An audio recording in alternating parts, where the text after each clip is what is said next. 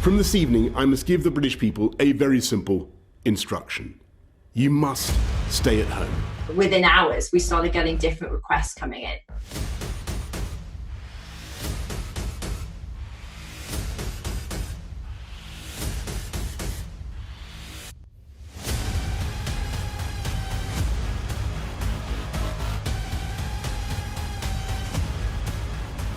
People are buying it not specifically for the coronavirus. People are buying shelters for what the coronavirus can bring.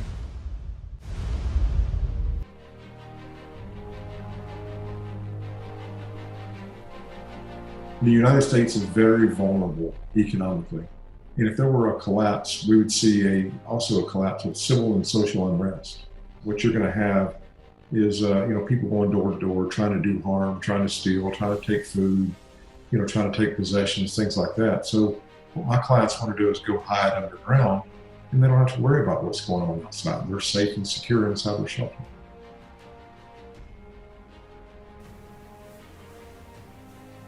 The shelter that I sent you that you're seeing in the video is a 6,000 square foot ultra bunker.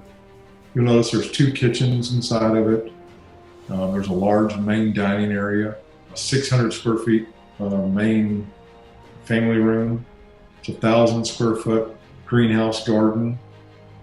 There's a shooting range underground, just maybe as a hobby.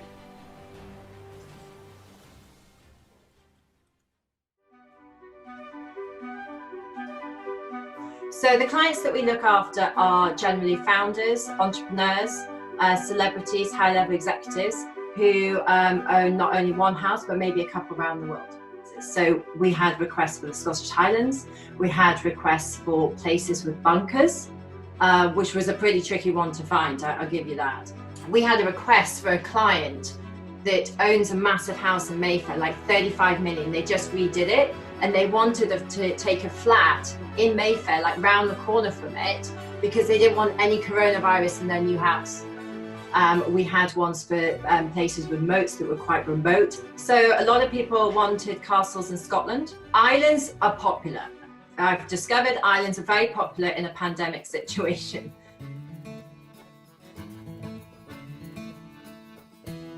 We used to live and work in London, both sold businesses 5 or 6 years ago and built a house down in the New Forest.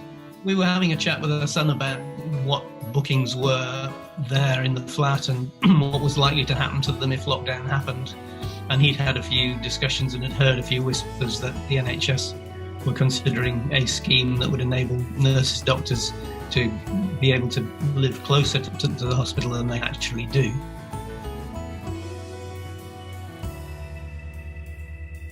We can see the Royal Free from one side and we can see UCH from the other, so it seems like an only reasonable thing to do.